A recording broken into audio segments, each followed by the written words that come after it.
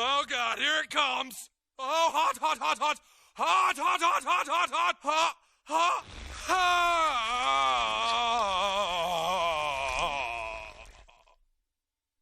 Mr. Marsh, we apologize, and if it's okay with you, we would like to present you your long overdue trophy.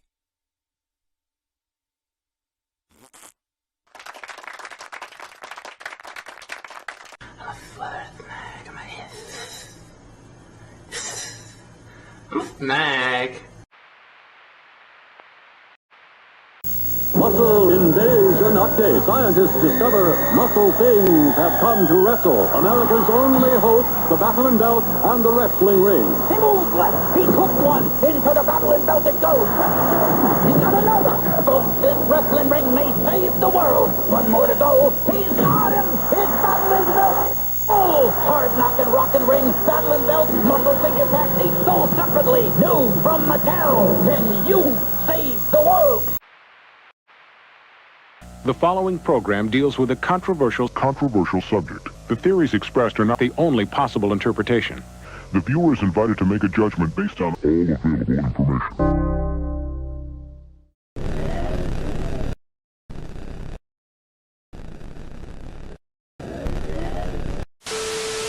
Real fucking high on drugs.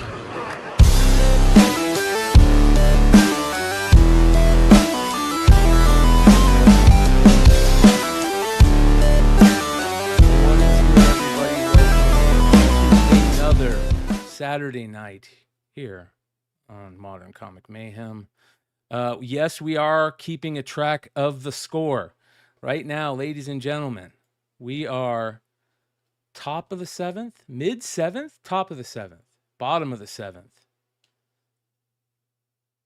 Blue Jays up 4-2. We're going to keep an eye on it because all of our cards go up in value no matter who wins. But I want Toronto to win because I got more Vladdy cards that I need to sell than I do Shohei cards I got to sell. Ladies and gentlemen, I hope you enjoyed that session. We did immensely. At least I did. I know James enjoys a good cigar every now and then, but I don't even know if he smokes. And Blind Adam needs to smoke more because he's blind. How you guys doing? Gummies, man. Gummies. Yeah. Well, hey, whatever it is, man. You got to fix that cataracts, bro. ASAP. Kilted Corgi says waiting on Allarud rookie to pop. Yeah, you missed out on that one, bro.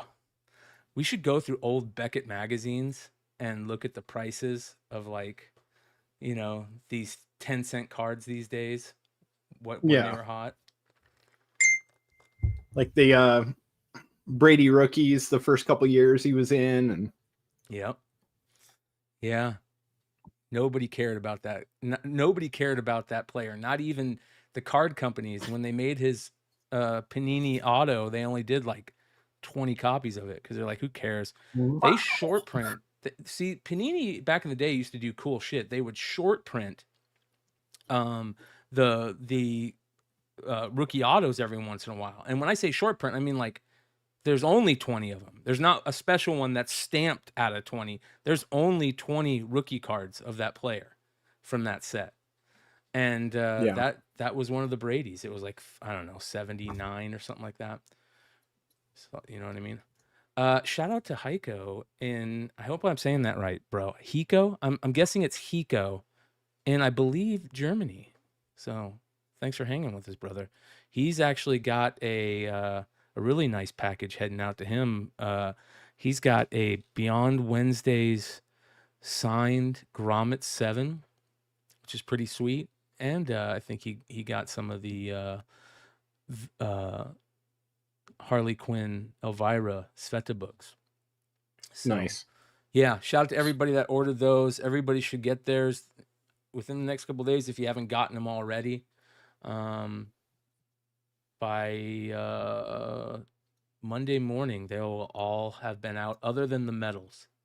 We're still waiting on the medals, so you know how that is. That's so weird. Does every company do that, James, where medals take longer usually? Yeah. I mean, they usually.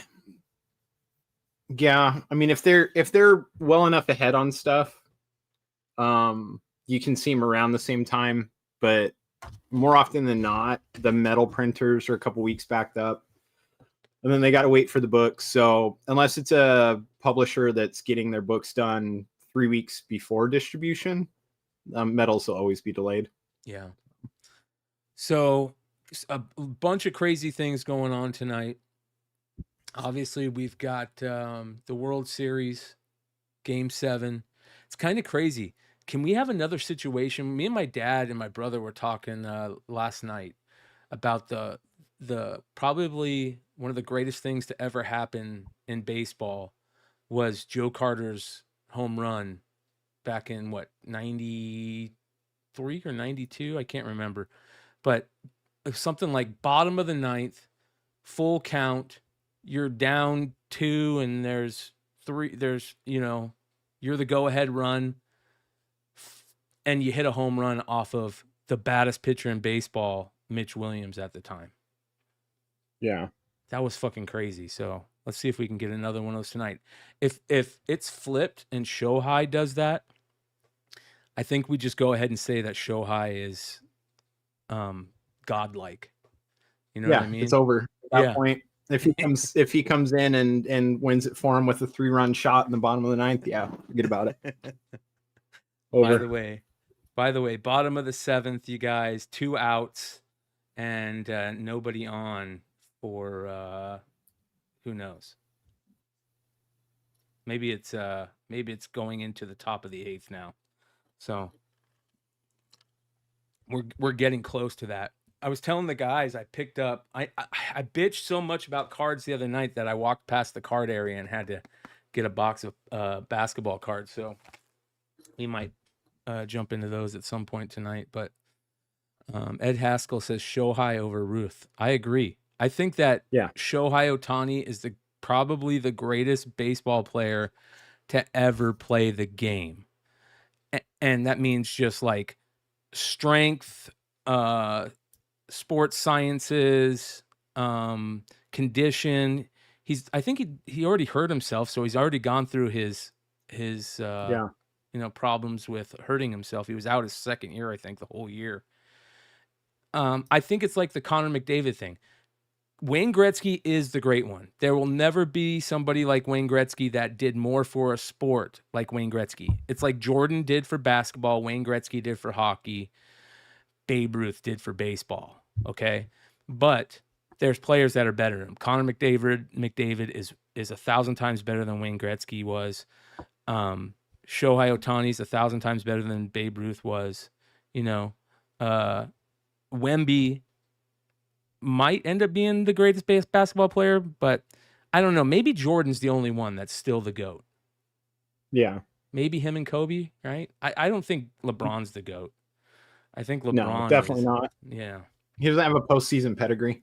You got it, bro. I think that's it. Yeah. Gordie Howe. Gordie Howe is like the guy that came before the great guy. You know what I mean? And don't get me wrong, my favorite hockey player of all time is Marc Messier. And I think that there's something to be said about a captain, right? So as long as there's different things in the world of sports that, you have to win. You can't be the greatest player and win. But hey, Shohei Ohtani can almost do that in any given game. Yeah. So it is what it is.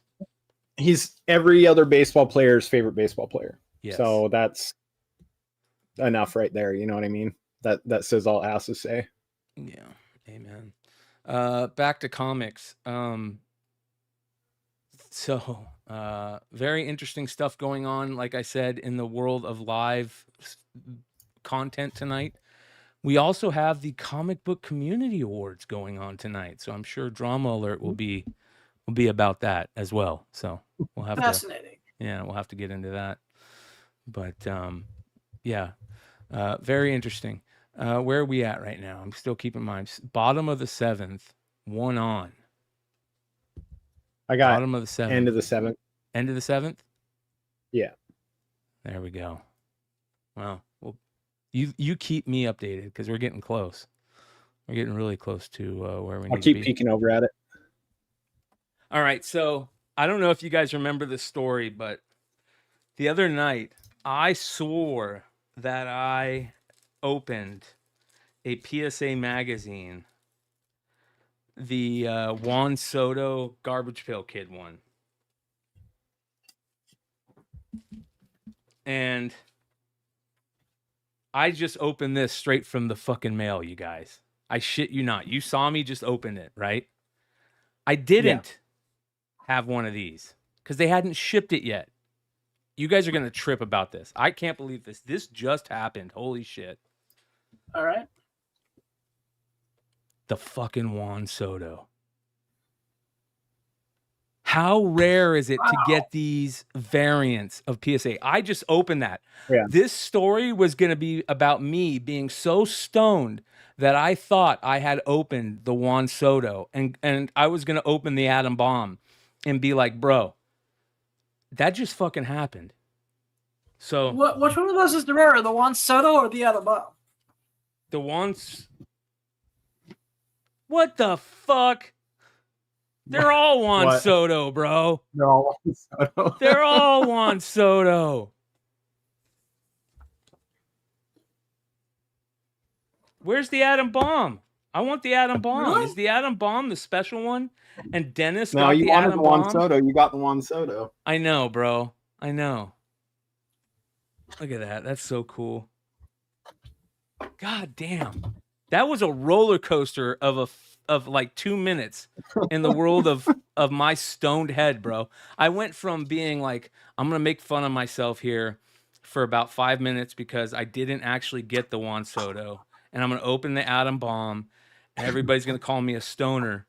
And then I open it and I get the Juan Soto thinking that I just hit the lottery. And I look in the back and again, the stoner takes over and they're all fucking Juan Sotos. So I did not get the rare one. But Nate, if you need the Juan Soto PSA magazine, I want to know where the Atom Bomb one comes from. Did anybody get the Atom Bomb one? I know Barger got the Atom Bomb one. How is Barger getting the Garbage Pail Kid scores? Damn it. Excuse me, Brian. This is from PSA Magazine? Yeah, this is PSA Magazine. Yeah. It's the 40th anniversary of Garbage Pail Kids. So they did a Atom Bomb, but it's Juan Soto, and he's hitting the top of an apple, and apples and baseballs are blowing up out of his head. That's awesome sauce. Yeah, but there's a Garbage Pail Kid one. So there are variants of this. I got the base. There's a green short print, a gold to 25, a red to 5, and a black 1 of 1. Do you think they send the black 1 of 1s or the number to 5 like just in these stupid little do not bend things? Or do you think they actually put them in Probably. I hope I don't- not. I don't think they care, dude. I bet you they probably do. Yeah. I wouldn't put it past them, but It's super cool though because it looks like it's all about Garbage Pail Kids. So you know what's stupid? This is what I didn't like. So my favorite Garbage Pail Kids, obviously Atom Bomb, then Dead Ted, and Bryan. Bryan was spelt with a Brian in the first series. Well, then they went and reused that saying, but they did Ryan on one as Godzilla. What a joke. That kind of pissed me off when I was a kid. Yeah. But so yeah, it looks like they got a nice little write up in here. 4 decades later, the Garbage Pail Kids are still growing up and blowing up. So we'll have to check this out. Nice little write up. I do have one of these PSA graded first series packs. I have a PSA 9, which is the highest on the census. There's probably 100 of them though, I bet. Anyways, that fucking sucked. What a joke. Didn't you have some more packs you were getting ready to send in? Yeah, I have 2 more unopened series 1s. with Slimy Sam on top, and another character on top of the other one. I can't remember. It's nobody big. But those packs are crazy, dude. Those packs, there's only 5 cards per pack. The top card usually has wax or gum issues, right? The gum is stuck to it, the front. And the back card usually has wax stains on it. So there's only, did LA just tie it up? 3 to 4. 3 to 4. Okay. All right, here we go. So there's only 3 good cards in every Garbage Pail Kid packs. Those 3 middle cards. So that's why high grade Garbage Pail Kids are so rare. And I don't know about you guys, but when I was a kid, all my Garbage Pail Kids went into a huge like tub. And the shoebox or tote. I didn't put them together. I didn't stack them. I just threw them in there. They were just all in there. Just totally trash. And most people use them as stickers, right? So that's how I got my first kiss. For a Garbage Pail Kids? Trade one? Yeah, there's like, I trade. There was this girl who I had I think it may have been a Bryan to be exact. She's like, I'll give you a kiss if you let me have all the Garbage Pail Kids on your desk. There was only like 3 or 4 because I opened up the pack. It's like, okay. Nice. Hell yeah. I could see that. That makes sense for you, brother. It does. It makes a lot of sense.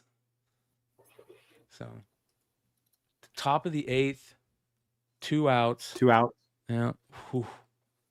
Man, it's getting crazy. It's getting crazy. We're gonna keep an eye on it though. All right.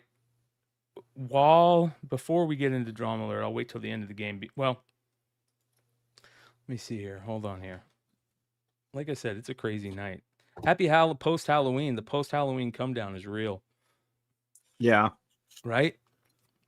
Yeah.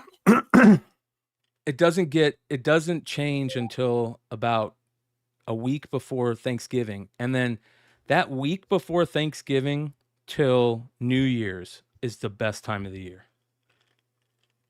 I agree. It's interesting, right? In the world of comic retail, it gets slow, but I don't mind it because I've got so much other stuff going on. It's kind of nice. You know what I mean? Like being able to get ready for the holidays and having a little bit more time to do all that makes it a little bit easier, I guess. But yeah, that's true.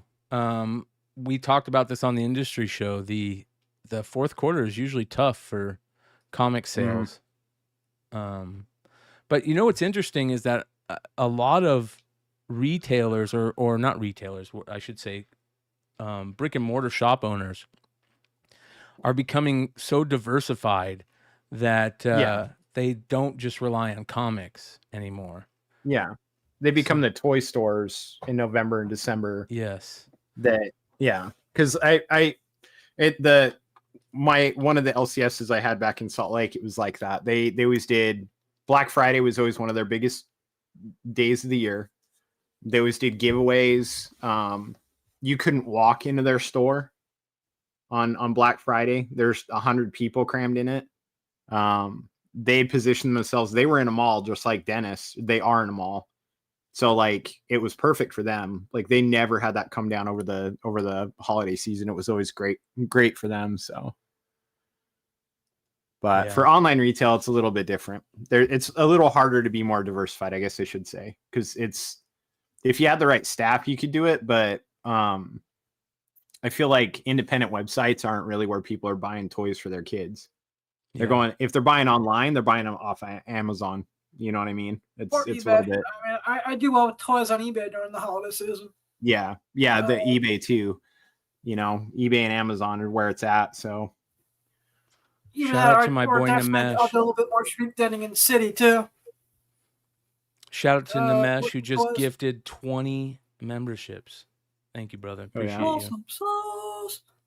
So, I got one the other day. I got it gifted. I thought I was already a member. I got it gifted. I'm like, oh shit. Nice. Nice. All right, so let's it's a perfect time to go into drama alert right here because we got nobody's attention and it's gonna fly under the radar. Or we can announce the winner during drama alert. What do you guys think? No, we can. Yeah, fuck it. I got you, Clay. I hope this makes your come drunk because these dudes, goofy ass dudes. Into the news. Into the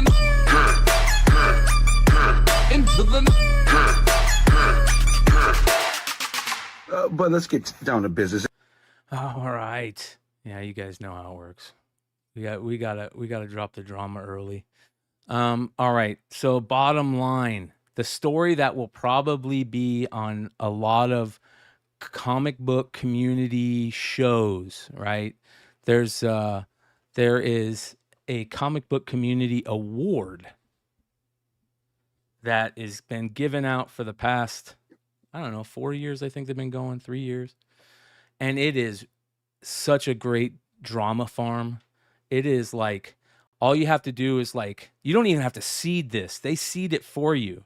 You just have to just take a look at it every once in a while, man. You don't have to water it, nothing.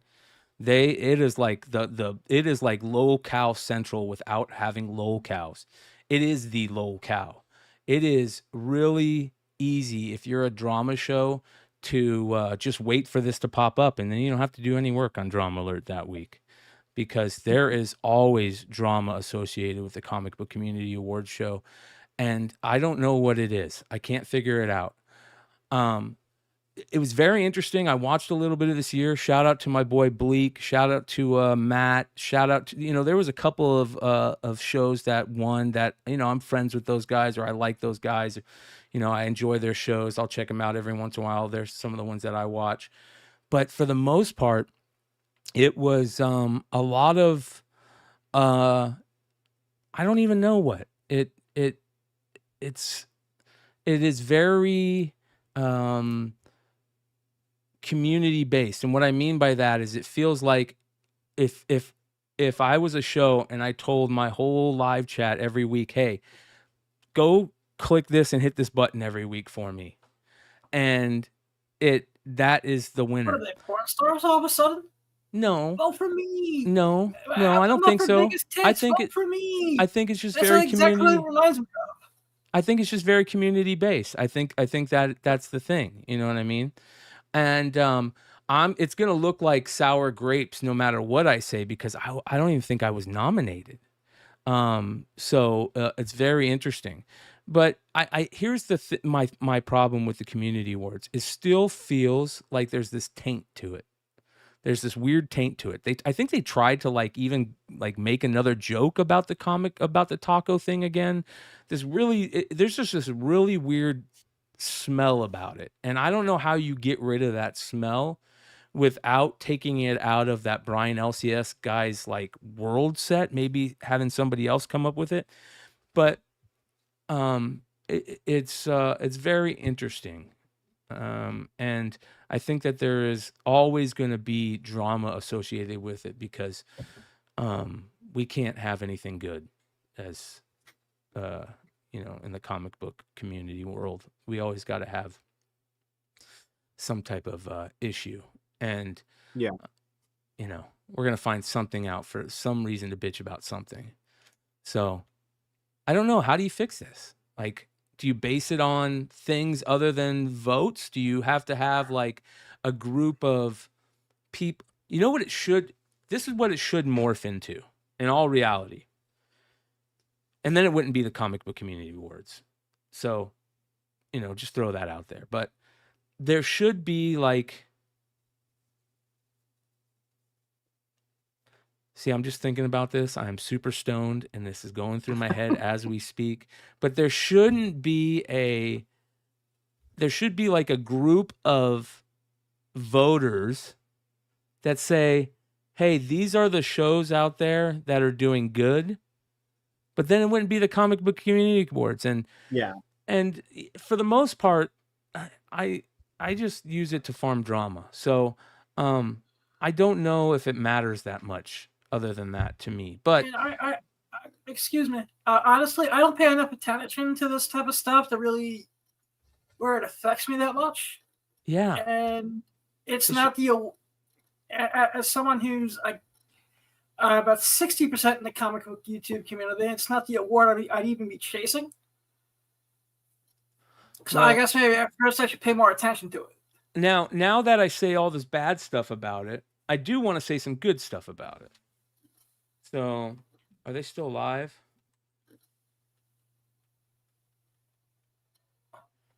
I am, okay. Doesn't look like it. 22 minutes ago. So, let's go ahead and take a look. I don't know if they go over all the winners at the end, but this is, you guys can see, this is, it's very community based.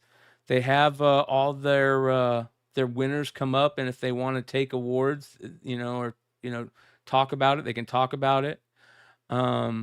Biggest channel supporter, shout out to James Abel, I guess, who won that. So congratulations to him. That's cool.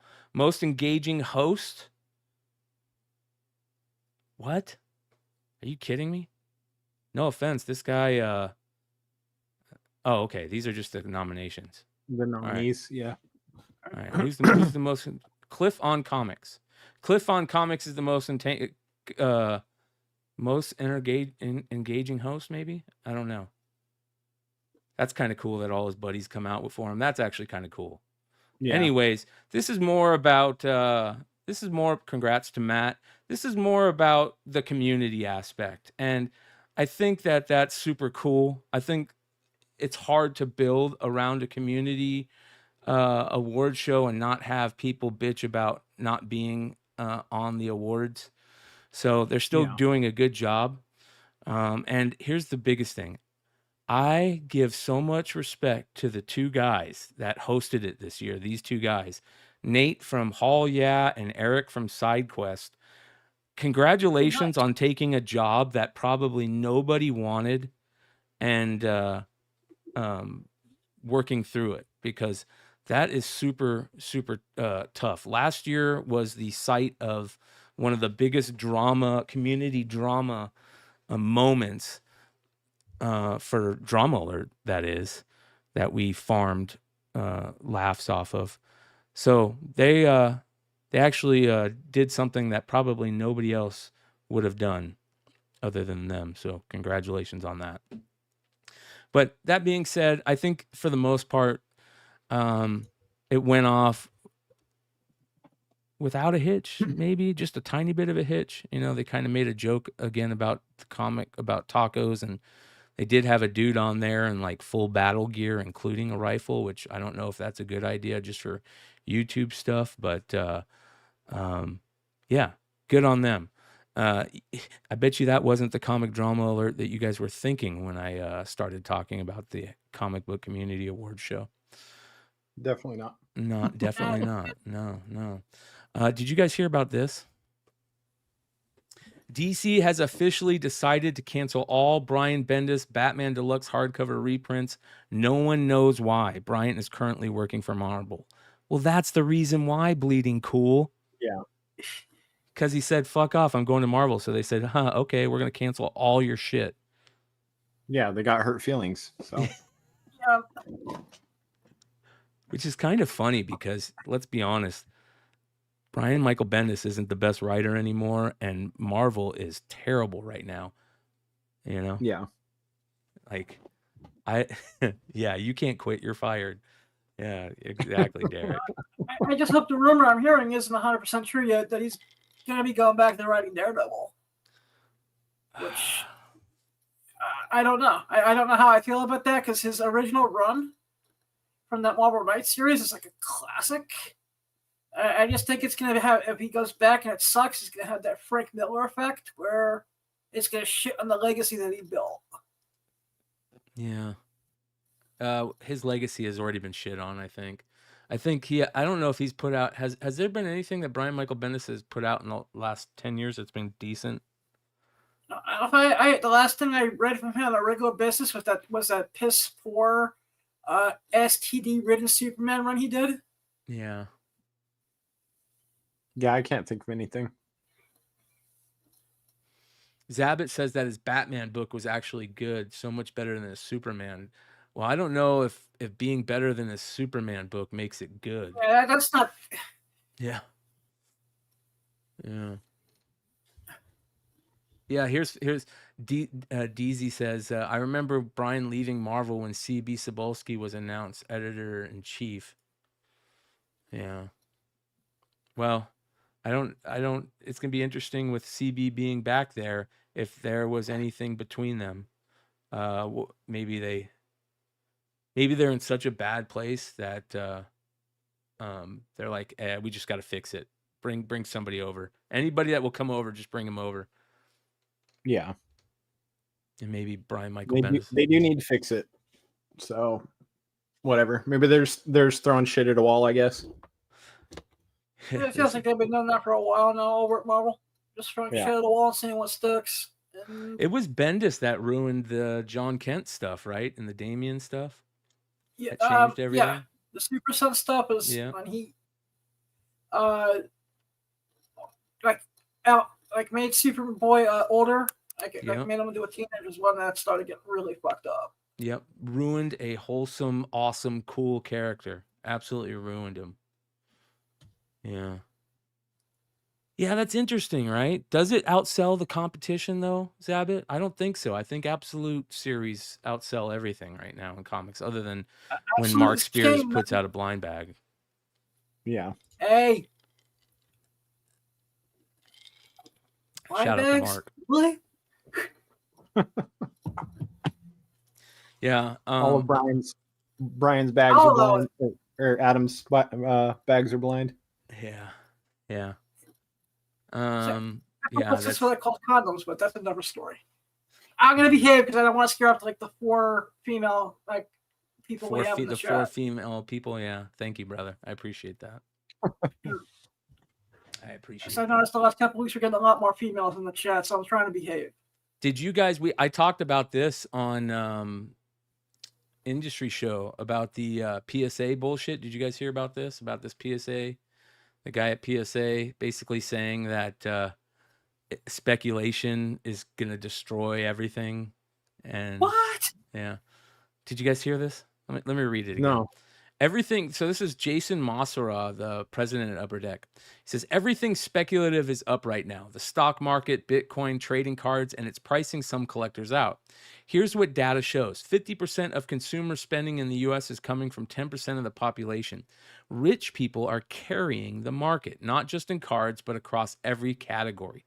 Concert tickets, $1,000 for nosebleeds. Luxury goods, selling faster than ever. High-end collectibles, moving at record prices. When boxes cost $1,000 or more, you're not buying for fun anymore. You're speculating. You're betting that what you buy today will be worth significantly more tomorrow. And that works until it doesn't.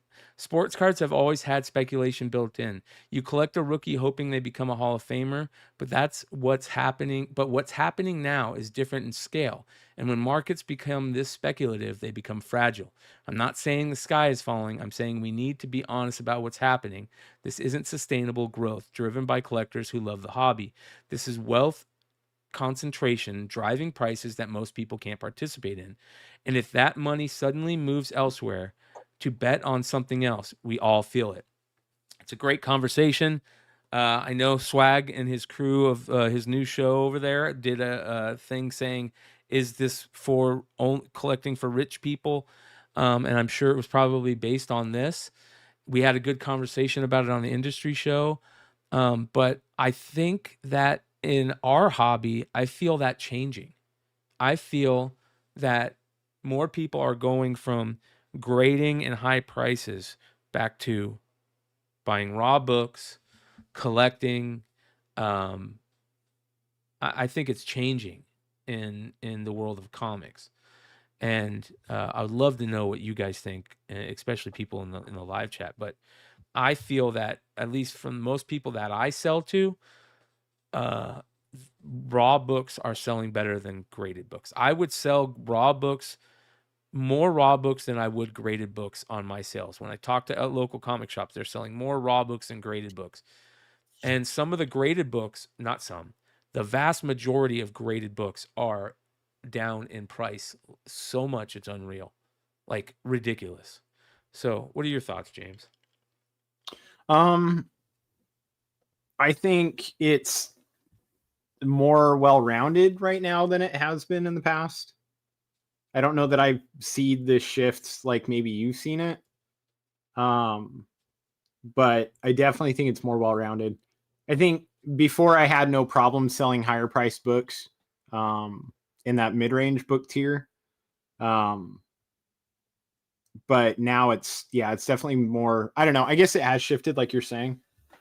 Yeah. Where it is certainly harder to sell the higher priced books. They go if you just got to, it's just harder to find the people for them. Yeah. So maybe there's a transition that maybe I'm just not noticing, but I don't know. I think overall though, I think the comic market is healthy right now. So just the healthiest I've seen in the last 2 to 3 years. Yeah. The only time I've really been dealing with graded books lately is like celebrity autographed graded books. Yeah. Is that something I'm trying to start to specialize in? Well, we just had that big sale of the McFarlane Batman cover, right? $423. Yep. And, Cards just had a massive sale, a $4 million Babe Ruth 1914 type card. What are they called? They're called like type cards or something like that. It's old school. That red one, right? Yeah. Yeah. And it sold for $4 million in a graded SGC 3. It's from 1914 Baltimore News. And absolutely crazy. This feels more like a piece of history than it does anything else. And I don't think we have anything in comics like this other than Action 1, Detective 27. Like those super old things get kind of close, but Action 1 might be the only thing that's like, this is the greatest player in baseball history. Like, he's the GOAT of what he did for baseball. He turned baseball into a pastime, and went from being a game to a pastime with Babe Ruth. And it's more than 100 years old, which is crazy. So this feels more like history. I don't even think they knew about this card or this item 30 years ago. Like, this feels like one of the things that they probably never even knew about 40 years ago, something like that. So this is crazy. But here's the interesting part about all this. Let's look at it with the recent sale of the McFarlane Batman cover. I thought that was going to be closer to $1 million. It sold for $750,000, right? That should have been $1 million cover, original art cover, in my opinion. I thought it was going to go for 1.5 to 2.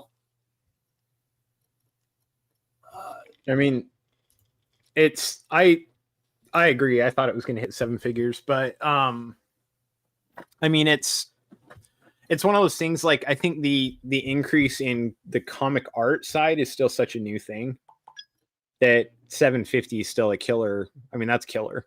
You know what I mean? It's not. Yeah, I don't know. It's the comic art boom is still really fresh.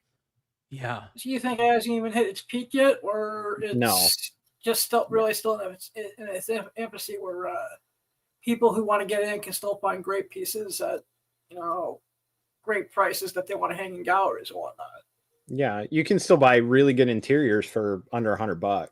I mean, it's not, the art's out there. The big iconic pieces are going to go to the big heavy collectors, but I mean, there's still great art to be had by great artists for sub $1,000 that are good investment. But I think I've noticed a lot of newer people get into buying art, and I think that community is going to only get stronger, and sales prices of $500,000 and $700,000, that should only helps.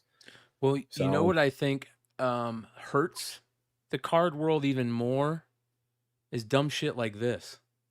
Yeah, that's stupid. It's fucking stupid. Dumb shit like what? Mickey Mouse autographs, Minnie Mouse autographs, Donald Duck autographs, and Daisy Duck autographs. Boy. What the fuck? Oh boy. So I've come to terms with how this makes sense to me. Okay, this is how this makes sense to me. Ignore the fact that it's signed, and just look at it as it's a 1 of 1. That's the only thing that makes it make sense to me. Them getting hyped up about a signature, I can't figure that out, but So they are one of ones, so I get it. I guess. Excuse me, James. Just because I'm not that big into the card market as you guys both are, so these are cards with Mickey, Minnie, Donald. They're autographed as if the character autographed the card. So Disney and Topps put out a Topps Chrome set. Adam. Actually, wait, was that the set they were selling at NYCC? Yep. And they did autograph cards like they do in sports cards, but they're fake autographs, and they're one-of-one cards. This is a one-of-one 4 auto card. It's got Mickey, Minnie, Daisy, and Donald on it, and there's all fake signatures by each one of them on it, and it's a one-of-one card. And like last week when we saw that kid freaking out over the SpongeBob, this is so off to me. Now, listen, I know we're old men yelling at clouds at this point, get off my lawn type stuff. I gotta be honest, as a Mickey Mouse and Disney fan, I think it's cool. Top of the 9th, one out. I don't know, man. Show High's batter. Show High's on deck. Show High's on deck. Oh my god, dude, it could happen. It could happen. Gosh. The value is in the one-on-one, says Marcus. I get it, but if I was a card collector, like an old school card collector, if I'm me and I pull this, I'm gonna be disappointed. It's going to be something that I immediately say, there's no reason to keep this for me. So yeah. I get it. It's a collectible thing. I'm not a Disney fan, but even if I'm a Disney fan, like shout out to Bryan Wood, Simple Man's Comics. I would love to know Simple Man's thought on this. Like an old school Disney fan that's also like a collectible guy, card guy. Bryan was always picking up autos of, his favorite sports players and getting them graded. So I would love to know somebody like him. If there's somebody in the chat that's basically what I'm saying. You're an old school card guy that's also a Disney cultist. Let me know what you think on this. You know what I mean? I'm just not a card guy, so it's hard for me to give that analysis. But as someone who's into collecting celebrity and especially porn star autographs, I don't. As a Disney guy, I think this is awesome. But I don't know if I really want a Mickey unless I'm no longer 10 years old. I don't need something signed by Mickey Mouse so that he's my best friend. Yeah. Oh boy, stop. What do you think this sells for?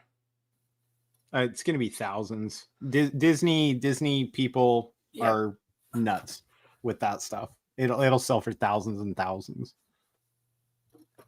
Thousands and thousands. Oh my God. Did he just hit a home run and tie it? He just hit a home run and tied it with Show High now up to bat. Oh my God. Show High's going to do it. Put him in the lead. He's going to do it, dude. Ladies and gentlemen, the drama is thick tonight. Or Vladdy could do it for the Blue Jays. Yeah. Vladdy could do it for the Blue Jays. Imagine that for a moment. Imagine Ohtani putting him ahead and then Vladdy coming up. And winning it. Bottom of the ninth. Winning it. Yep. Oh, man. Dude, so real quick, offshoot onto that. So that 18-inning game, I stayed up, right? I had ESPN radio playing, and I was getting some work done, and it gets to, fly to outfield. Oh, damn. So the game's going on, and I'm like, all right, I can listen to this in bed. It hit like the 16th inning. So I go take my phone in there. I got my headphones on. I'm listening to it in bed. Bro, I fell asleep at the 18th inning break. Wow. Like right before the fucking game ends, I finally fell asleep. I stayed up for hours so that I could at least listen to the end of that game. I fell asleep right before it ends. Yeah, this could be crazy. This could be Vladdy bottom of the ninth, putting them ahead type shit. All right, let's see here. Hold on back. I've got more.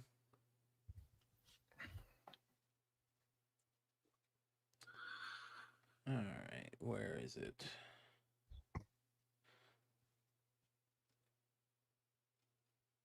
Well, I'm all caught up in whether or not this is gonna happen Joe Carter style. You know, like holy shit, Yeah. dude, that's fucking crazy. All right, I think. You got any more drama? I think that's it for drama. I think. Oh, wow. Yeah, nice and easy this week. Let's go right here. Feels early in the drama report to be taken out by Diamond Dave. Yeah, nice and easy, and we'll see. It's probably gonna be crazy next week. You never know. Usually there'll be something somebody bitches about, and we can watch them bitch about it. Just like we bitched about the Comic Book Community Awards tonight. So we need to let our boy Diamond Dave lead us back for the bottom of the ninth. Can you hear me out there? Hey man, don't be squirting water at me. I'm gonna fuck your girlfriend, pal.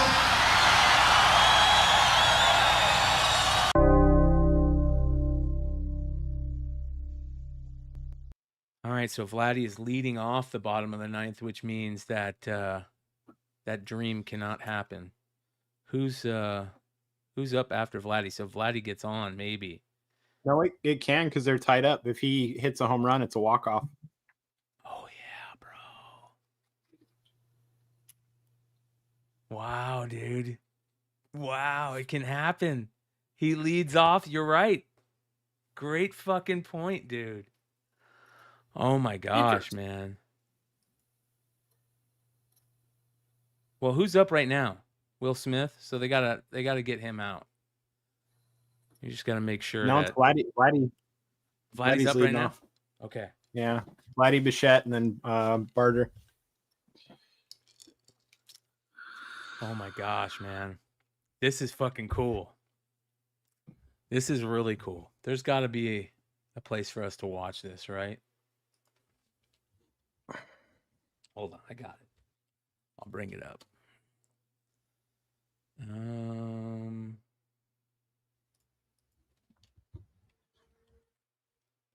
gonna catch. People were betting whether or not we were gonna get the strike for playing the music tonight, like we got on Wednesday. But now I'm gonna get the strike For unauthorized baseball. For unauthorized baseball. Shop the holiday gift collection at Nespresso. The gift selection. Yeah. It's a commercial right now, right? James, is it a commercial? Yeah, it's middle of the ninth. Yeah. All right, I got it. I think I got it. Digital strike zone can't get here fast enough. I agree fully. Yeah. It needs to happen. The Dodgers with their fourth tin soldier over the late innings to tie it at 4. Blue Jays have the right guys coming up, though. Vlad Guerrero, Bo Bichette, Addison Barger against Blake Snell. Blake Snell's glad to be pitching another inning. Holy cow, man! This might happen.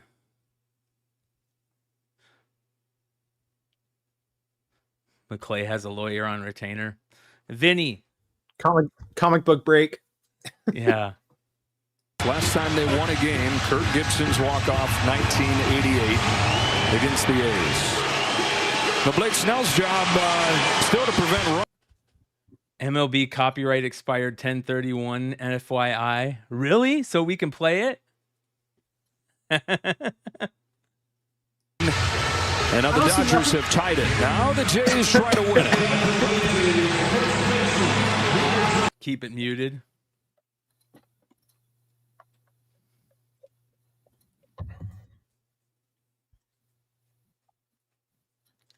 The Dodgers won Game 6. How about after the gut punch at the top of the ninth? Vlad Guerrero Jr. leads off Game 7, tied in the bottom of the ninth. And takes ball 1 from Snell. This is the longest this crowd has ever stood. They haven't sat for 3 innings.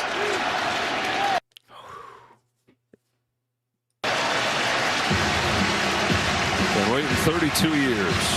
And they've got their guy at the plate starting the 9th. Yeah, think about that. Vladdy signed that big contract. Do you pitch to Vladdy, though, or do you just walk him? I feel like you just walk him. 3-0. At this point, you just walk him, right?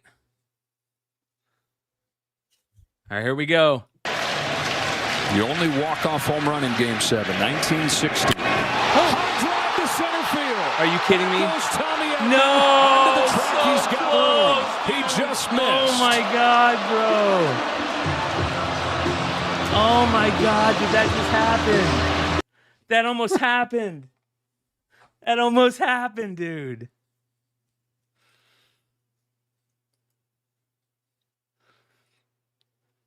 They blacked out my video. Oh my God! You see what Spider Guy Murph just wrote in the chat? Now Bichette says, I'm sitting here at McDonald's using Wi-Fi to watch the game and watch you guys at the same time some drunk chick just drove through the wall from a dead stop in the parking spot.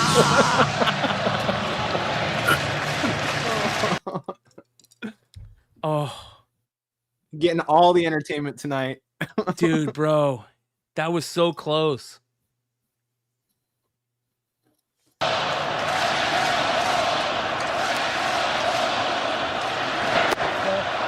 Ball 2.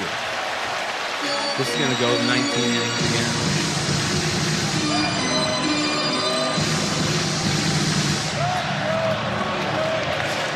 You should have put a little bit more oomph. Blake Snell's 2-1 pitch to Bo Bichette.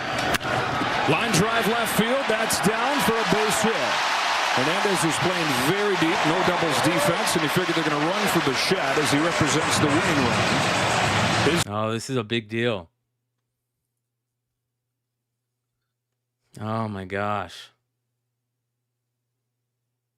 Choice. They don't care about how long this game could potentially go. They've got to put the fastest runner they can because Bo Bichette just wouldn't have a chance to score. They're taking Bo Bichette out. It's Barger who's made an MVP case in this World Series. Another 2-hit game today. And he takes downstairs. He certainly could seal the deal on that case. They had to take Bichette out because he came on the bases very well. 480 for the World Series. Yamamoto won.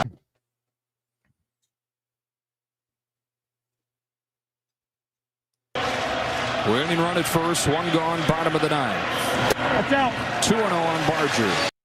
Holy cow. This is crazy. Solo Wookie says, come on, Rams, let's do this. Oh, wait, they're the Chargers now. Dennis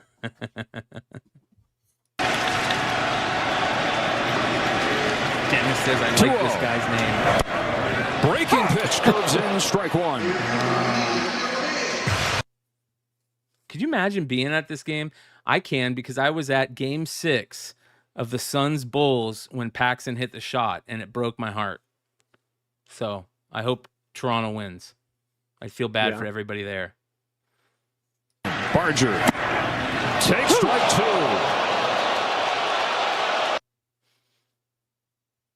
Another ball called strike, says Chad Cave. Yeah, he was saying they had one, and the Dodgers had one too. Yeah.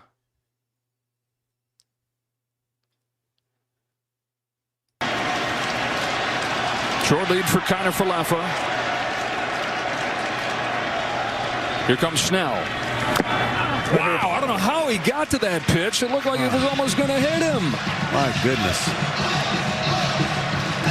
That tells me right now he's looking for anything inside. Anything. Over the air antenna is right.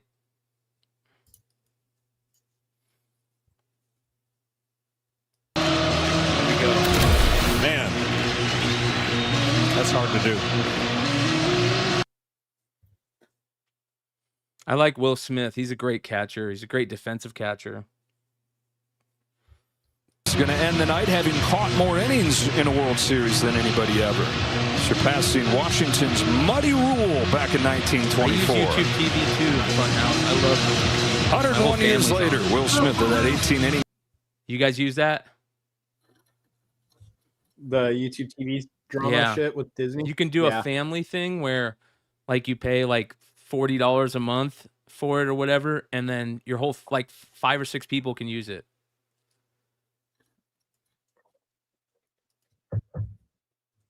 Yeah, they go straight to a black screen when I try to bring up the game. That's interesting. It's very interesting. Are they bringing in another pitcher?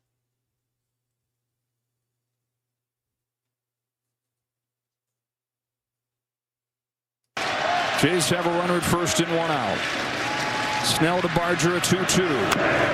Pokes it along third. It'll stay foul. Can we just hurry up and win this?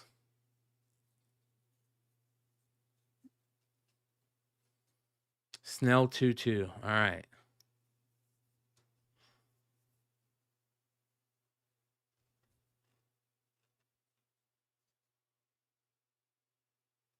Toronto has an 85% chance to win right now. No, LA has a 53% chance to win right now. Betting wise. At first. Another 2-2 from Blake Snell to Addison Barger. Fouls it off. And he's putting up a good at bat. Comic book countdown says 20 innings incoming. Gets by him. Likely ends this game 7.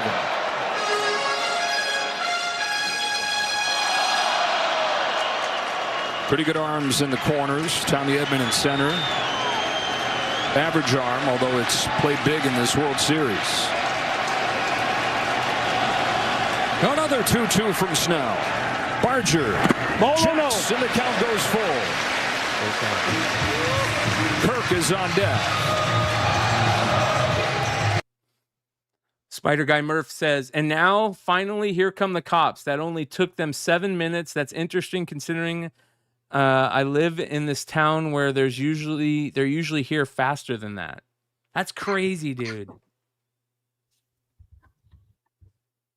Payoff. It's out. Just outside for ball 4. Running run into scoring position. Oh, this is a big deal.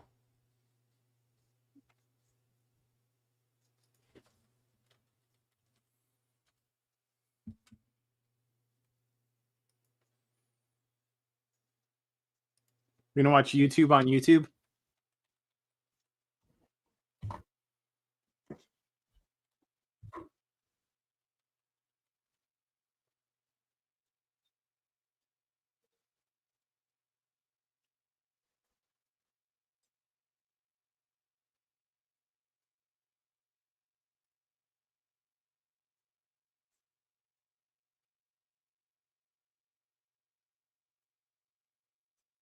I'm looking.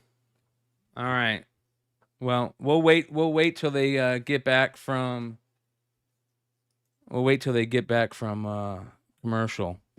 Woo-wee. Man, that shit's crazy, bro. Interesting. Yeah. Putting Yamamoto back on the plate. That's a good call for the Dodgers. All right. Well, here's the thing. If it goes into extra innings, each team, how many pitchers do they have left? Oh, Shohei can't pitch anymore, right? No, I think he was the starting pitcher. Exactly. Yeah. So it's getting woo. All right. New comics this week. If you guys aren't checking out Billy's from Economics and Comics, FOC stuff. Foil. He does these really good FOC videos, top 10 FOC videos. They're really short, usually less than like 15 minutes. And he does a really good job of covering all the books that you might want to keep an eye on. So go check it out. I'll drop the link to this week's video right here. It's good stuff.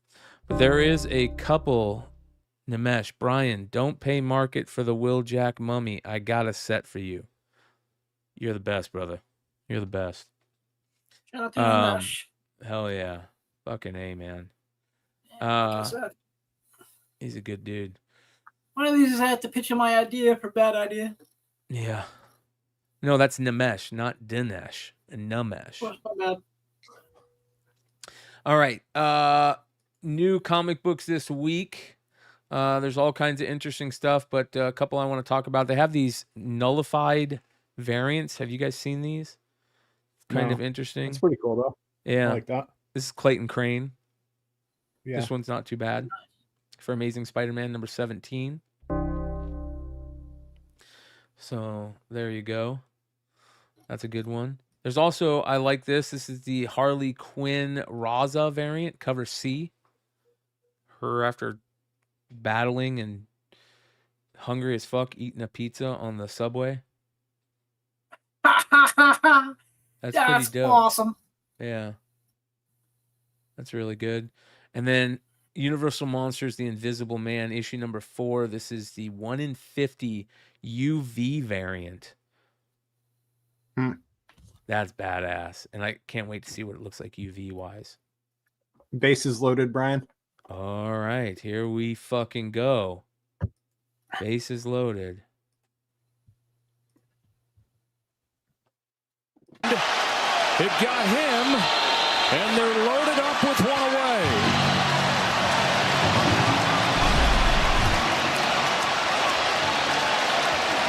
Has anyone walked it off with a sacrifice fly?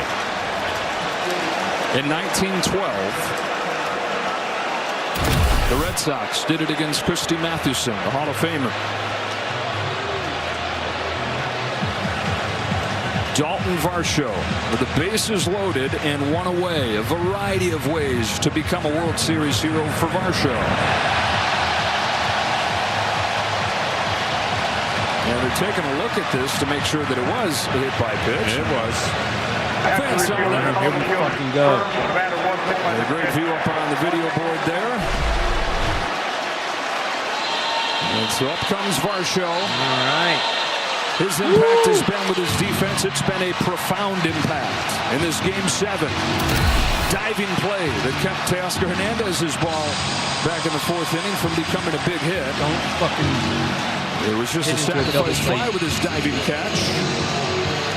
You hit it into He'd love to make the bat the thing they talk about. One for air, gone for Yoshinobu Yamamoto. Bases loaded, one away. The one ever won a World Series. Holy cow. Andy Pages replaces Tommy Edman. Getting the stronger arms out there. All right, you guys, I gotta watch it. The runner at third again is Isaiah Conner-Falefa. Pinch running for Bo Bichette. I got the sound still going. Yeah, Dave Roberts letting the home plate umpire Jordan Baker know about the move. Doing some bullshit here, trying to jinx him. All right, here we go. It would suck if you had to take a shit right now if you're a baseball player. Like if you really had to take a shit. Everybody pulled in on the infield. Can Yamamoto get this game to extras as the Dodgers try to repeat? While you're in the batter's box, what is the wait stay in the game. for the Blue Jays? Game 7. A moment 32 years they've been waiting for. I shit myself right now. Dalton Varsho hit a fucking grand slam walk-off. Takes ball one. Nowhere to put him for Yamamoto. They don't need to bring in Wild Thing. They need to bring in what's his name from Southbound and Down. Ricky, what's his name? Bouncer foul. Fucking baseball. Batter shitty drawers, Thompson shirt. Bo Bichette looks weird without his long hair. Conner-Falefa the winning run. Don't strike him out. Dalton Varsho. Takes strike 2. Dude, this Yoshinobu guy had a like less than 1 ERA 3 years in a row in the Japanese. Hit machine. Ernie Clement waits on Here we deck. go. Bases loaded. It's like one Derek out. Neiman just said they won it. 1-2 pitch. Varsho. Roller to second. Rojas comes home in time. Oh my God. And it's Miguel Rojas who ties it in the top of the ninth. Saves it in the bottom of the ninth. 2 out. Great baseball. I mean, he was stumbling. Miguel They're gonna Rojas, take a look, just to take a look, but he had lost his balance right here and gathered to make the throw. Oh, go Very to replay. close. Go Look to at replay. this. I mean, almost loses every bit of his balance to make this throw, but question's going to be, did Will Smith have his spike on the plate? No. Or not in time? Call on the field is that he's out. Watch his spike right here. It comes up, and does it come down before? Man, this would be comes off home base. epic reversal. Oh my God, it's off. It's down. I think it's It back came down off. before his Dude, if foot the World hits Series the is plate. won on this is going to be crazy. Here's going to be a Asterisk. great look. It's so close. But again, the key thing is that the Dude, call if they is overturn out. this, After review, the call is confirmed. They The runner is confirm out. the call. Challenge remaining. 2 outs in the 9th inning. Challenge that. Miguel Rojas, who was completely out of the picture 48 hours ago, has changed this World Miguel Series Rojas, dramatically MVP, baby. twice.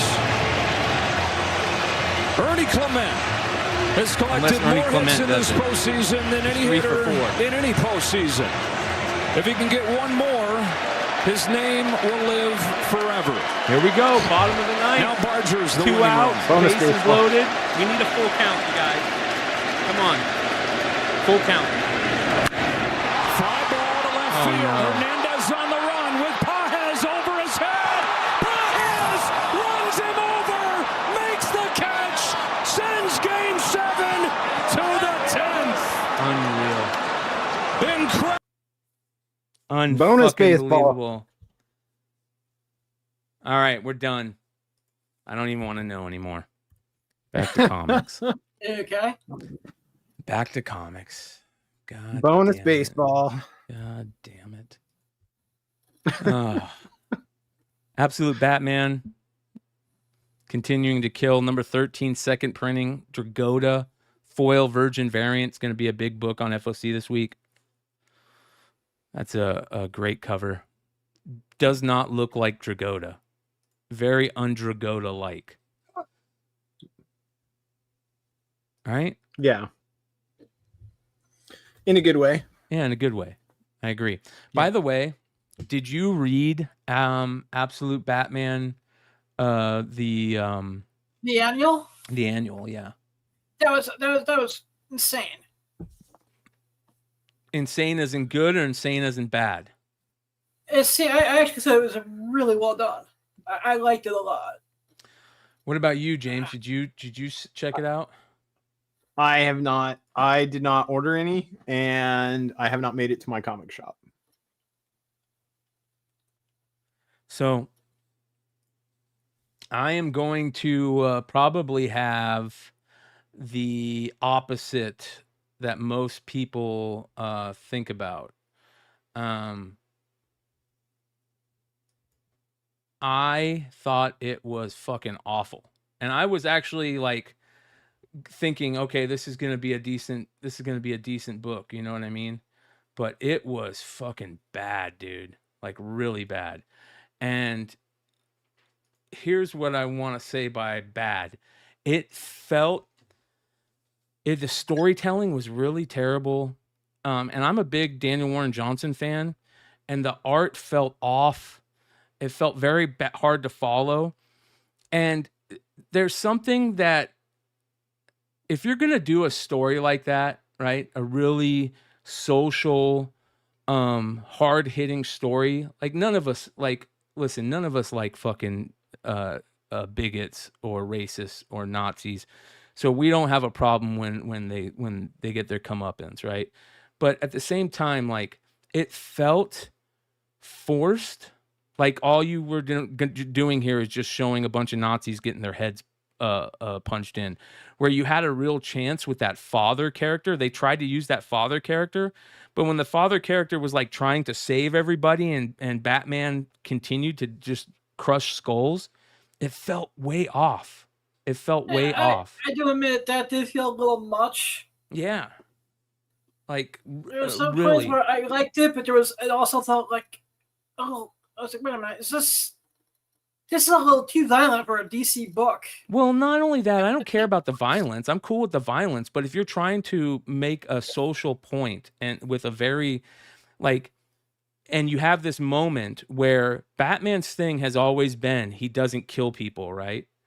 And you know, all of a sudden, like you have this moment where it could have been part of his mythos. Like this father told him, hey, you can be better than this. Like this is when you become, when your human part still takes over, is when, you know, you've done damage, but you've won, or, you know, some stupid story that they can teach there, where instead he's like, nope, fuck it. I'm going to just continue just to crush skulls. And then they tried to like go back to it at the end and be like, yeah, this father and Bruce Wayne's dad were friends, and that's what the picture was. And that all went out the window because Bruce continued to crush skulls and he didn't learn a lesson from the father. You know what I mean?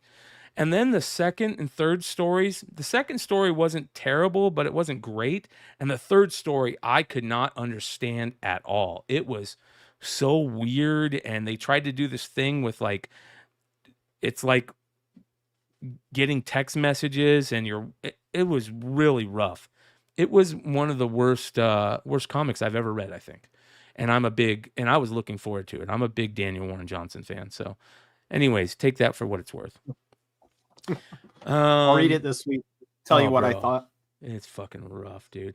Absolute Batman number 14 is out. Couple Absolute Batman variants that you all know and love already.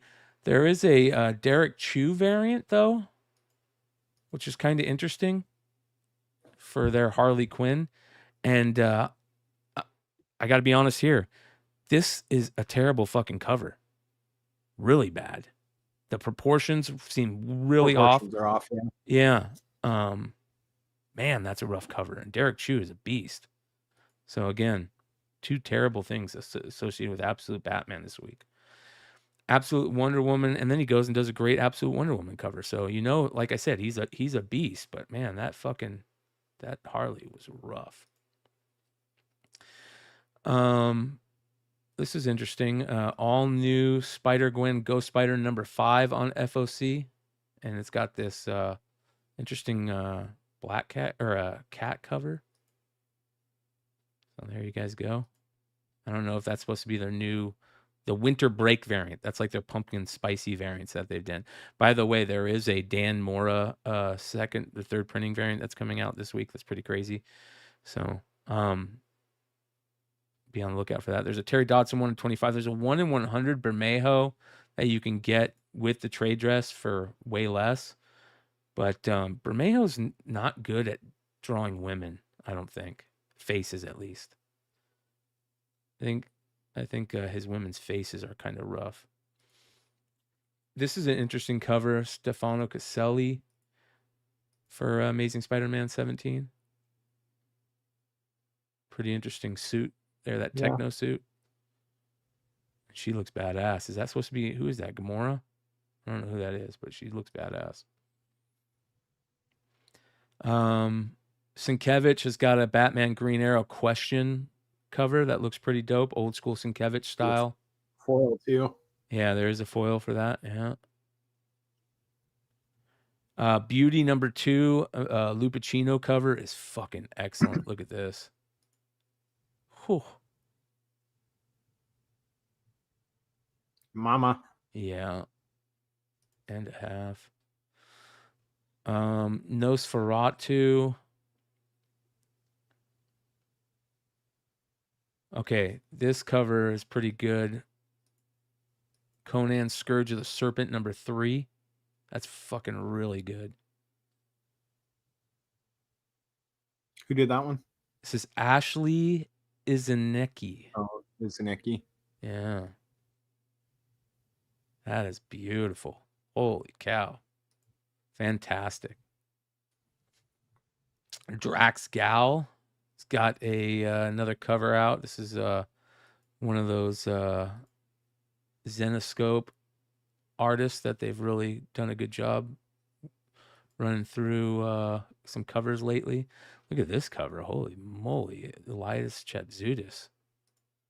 I hate when they do that. That is freaking awesome. Damn. Chatzudis killing that. Goblin Collectibles. Damn. Some good covers on that. All these are good. DeBalfo. Mike Chrome. Those are some good covers. Marissa Pope. Dark Souls, Mother of Mourning has interesting covers. They got a really good Bjorn Barons foil. Check this out. Looks like a cool book. Yeah. See here. Hope is a fleeting feeling for the knights of mourning, but the knightly order are willing to bet everything on their last chance of salvation. In search of a hero to rekindle the flame, these knights turn to the Mother of Lilies, a soulless, mummified saint with legends about her ability to restore balance to the world. The knights believe her lost soul will resurrect her and bring them their sought-after champion to guide them to solace. But madness looms in every knight's mind, and the long-awaited goal might not be what it once seemed. That sounds pretty dope. Interesting. Yeah, Titan Comics. I might have to check that out. Here's the Dan Mora second printing of KO #1. That's going to be a big book at some point. Yeah. Right? Dan Mora is just like, his prices on the secondary market for everything is crazy. Yeah, he can do no wrong right now. Yeah, in a big way. A lot of second printings of KO. This is a good Ben Oliver one. Pretty dope. I'm enjoying the story of KO so far. Yeah? Yeah. Here's the 1 in 25. The 1 in 25 is really good. Ariel Cologne. Pretty wicked. Superman. Really good Superman cover. But look at this Greg Smallwood. What's up with Greg Smallwood Detective lately? Damn. Cover B Greg Smallwood variant for Detective. Number 1103. Excellent. Another book I'm really, really enjoying right now. And then there's a good Stephanie Hans variant for that. Maleficent has a lot of good covers. Again, all just a great character. Don't know about the series. I don't read it, but great character for covers. Del Auto, the End 2099 #1. What do you think? I mean, it's Del Auto. Yeah. So. I like his work. Like, don't get me wrong, but I don't know. I feel like I'm not a better. diehard Del Auto fan. Yeah, I feel like you could have done better with Spider-Man 2099.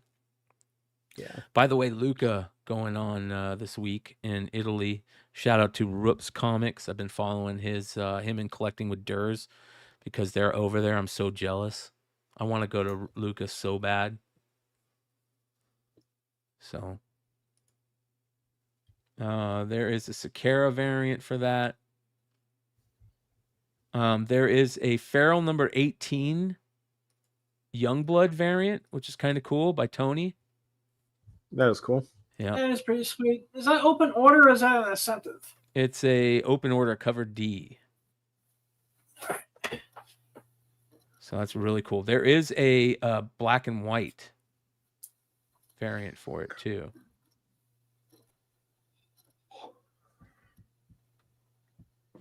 G.I. Joe, they're doing those homophiles, and they did one for 26, and they did a variant by Chris Mooneyham. That's pretty cool. It's got the Arashikage symbol in the middle of it and Storm Shadow and Snake Eyes on each side. It's a really good cover. And I haven't checked out these homophiles, but I need to go and check them out. They reprinted 49, 152, and 26 so far. I think. Geiger number 18. I got to catch up on Geiger. I haven't been reading the past couple issues, so I got to catch up. Yeah. I kind of wish someone would do a good motion comic series for Geiger. A good what? Motion comic. Oh yeah. Like I said, I do a lot of my stuff for motion comics. So, or when I can't get people to read them when I can't find people to read the physical copies for me. Dodgers bases loaded, 1 out, 2 outs. 2 outs now. They just he just hit a grounder into a fielder's choice. So runner on third got thrown out at home. So same thing that that happened to the yeah. All right. Continuing, you've got this Green Lantern number 25, 1 in 25 by Rod Reese. But more importantly, here's the 1 in 25. It's okay. But more importantly, you got another one of those Georgiev graffiti variants. It's not as good as the other two. Looks a little rushed. Yeah. The other two are really good. Gunslinger Spawn number 49. Harley Quinn number 56 has that Raza variant, which is so good. Okay, this I Saw Santa series is going to be something interesting. I think we're going to have to keep an eye on this. On FOC this week, I Saw Santa, a Spawn Universe Comics Christmas story. And there is a Capullo wraparound variant that looks badass.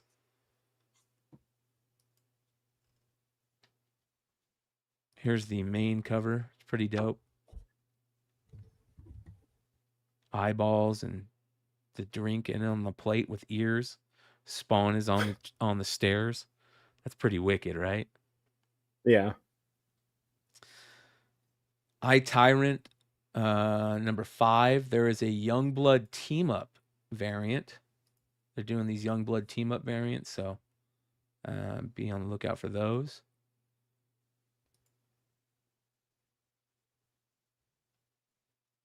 Immortal Legend Batman number 4. Infernal Hulk number 2. Here's the 1 in 25 by Sorrentino. There is a really good Linnell Francis Yu nullified cover for that. It's pretty dope. Yeah, I like that one. Linnell Francis Yu is a beast. Justice League Unlimited number 13 has a La Roca variant with Batman, Beyond Batman, and the blue version of Superman, which are 2 cool characters I'm glad they're using. Oh, sweet. Yeah. Justice League, the Omega Act special number 1, second printing. That's a cool cover. Prelude to DCKO. I didn't even read that. I should probably check it out. All right, here's the book, you guys. Mark Spears' Monster and the Wolf number 2 is out. There is a 1 in 100 foil variant with the bride being awakened. And then there is a really good 1 in 25 Garbage Pail Kids Drac Attack variant. Wait. Nice little Nasty Nick homage. So that's good. Yeah. That's fucking awesome. That's so good. So make sure you guys get on these. Ordained is gonna be a sick series. So not a lot of talk about this, but for those of you guys that don't know, really good story about a priest and just being it's kind of like a mix between like I don't know, maybe like Exorcist and John Wick, maybe something like that. And Interesting. Excuse me, Bryan, is this the one that's already been optioned with Colin Farrell? Yeah, Colin Farrell. Yeah, already been optioned. Colin Farrell's playing the priest role. Robert Venditti written series at Bad Idea. Really cool dude. So got a really, really good foil variant, chromium variant with the stained glass, which is gorgeous. Ooh, that'll look amazing. Oh, it does. It's beautiful. They've been showing off their chromium covers at cons. And then there's a 1 in 50 Malieve metal that's really badass too. Nice. Yeah. Very cool. There's a 1 in 50 Ben Templesmith. The 1 in 20 is actually pretty good too. So make sure you guys check that out. The series is going to be a good series. Let's see here. Rat City, Salmon Twitch Case Files. Number 20, Von Randall variant. Look at that cover. That one's good. Fucking A, that's badass. Von Randall's a fucking good artist. I love his stuff. So that's cool. Get rid of that. Get rid of that. Get rid of that. Get rid of that. All right. Scorched has a Thaddeus Robeck cover. Shout out to him. He's a badass artist. That's a great cover. He paints all these, I believe. Beautiful. Scorched number 47. Sinister Six number 3 from the Revelation series. It's got some very interesting. Look at that. Venom in the Age of Revelation. Mr. Sinister. Skinbreaker number 3. You got a Tony Moore 1 in 10 and a Dave Felici variant on that one. Skinbreaker number 3. Here's the 1 in 50 by Eric Canetta. Great series so far on this one. That's a beautiful. I was going to ask if you'd read it. Huh? I said I was going to ask if you'd read it. I've been thinking about picking it up. So. It's really fucking good, dude. Really good. Yeah. I'll add it to my list. Monster and the Wolf FOC push to 12-1. Thank you, Kreider. Appreciate that, brother. Shout out to James Kreider, one of the good guys. I love James. Sonya Reborn has some really good covers. The Stuart Sager. Stuart Sager is so underrated, man. Look at that. Hold on. Look how beautiful that is. Let me see if I can pull up the Virgin. Nope. That's gorgeous, though. Yeah. He's a damn good artist. There's also a Sejic cover for it that's pretty interesting. This is the main cover. And then there is a Virgin of that. There you go.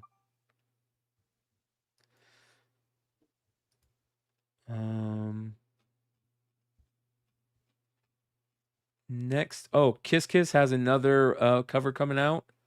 This is Jessamy number 3, cover B. Pretty cool. Spirits of Violence, Fornia's variant's really good, but look at this one. This one's dope.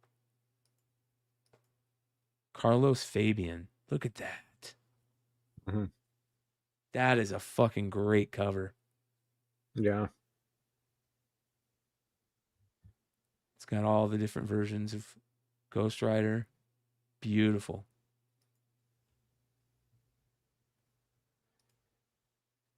There's a good variant for the Jessamy number 3. This is the 1 in 10. It's kind of cool.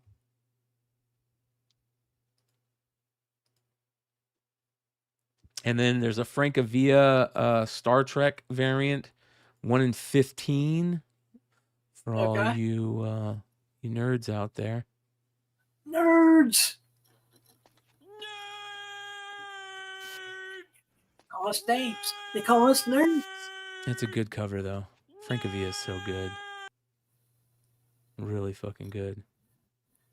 Going to the 11th. Jesus.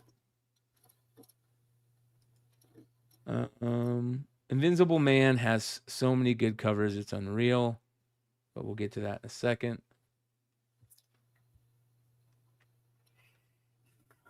Stitch has another mask variant, it looks like.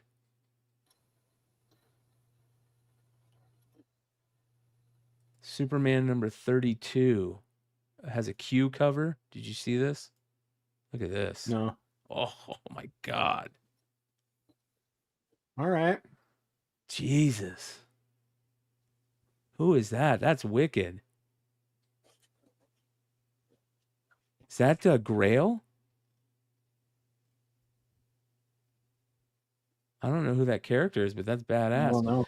Lex Luthor's back, but how did he get into the deadly tournament? Can Superman and Lex work together to learn about the heart of Apocalypse and how to stop it? And who protects Metropolis as it's transformed into a raging fire pit? Is that Grail? I don't know who that is, but that's badass, dude. Yeah, it's a great cover. Fuck. Is that for the Superman book or? Huh? So is that for the Superman book? Yeah. Yeah. Superman 32. It's a Q Cool. variant. It's like my favorite book from DC right now. That's really good. There's also a really good Fuimara cover for it. And then they do an old school cover for it too. That's the Fuimara. And then they do a old school on the main cover. It's a KO tie-in. Supernatural, they're doing another. Are they doing another foil variant? No, good. Don't do another stupid foil picture variant. Are they doing another photo variant? They are. Yeah. As long as it's not foil. Don't ruin it. I got a cool 1 in 10 for that. Just because those photo variants are great for a single series of cards. The photo variants are great. Just there's no reason to ruin it with a foil though. Like it doesn't make it any better. Yeah, we have to get rid of foil. Thundercats has got a bunch of Mannix. There's a bunch of Mannix covers. There's a Perio 1 in 15 for 21. Here's the Mannix stuff for 22. That's actually pretty good. There's a Perio right there. Teenage Mutant Ninja Turtles Journeys got an interesting foil cover. What is this? That's pretty dope. It's interesting. Yeah. Jim Lawson foil variant.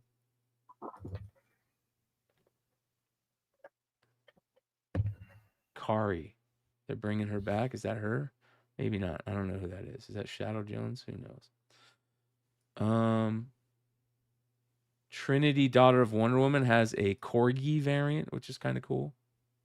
Homage to the Let's Go Batman book. It's a cool cover. If anybody owns a Corgi. Ultimate Black Panther, Megan Hetrick, 1 in 25. I don't know if anybody still reading Ultimate Black Panther? Nope. Undiscovered Country 35. That's an interesting cover. DK Ruan. Oh, maybe not. It looked better from far away. All right, look at these freaking... Dude, these Universal Monsters Invisible Man covers are so good every week. Yeah. That one's beautiful. The main cover's good.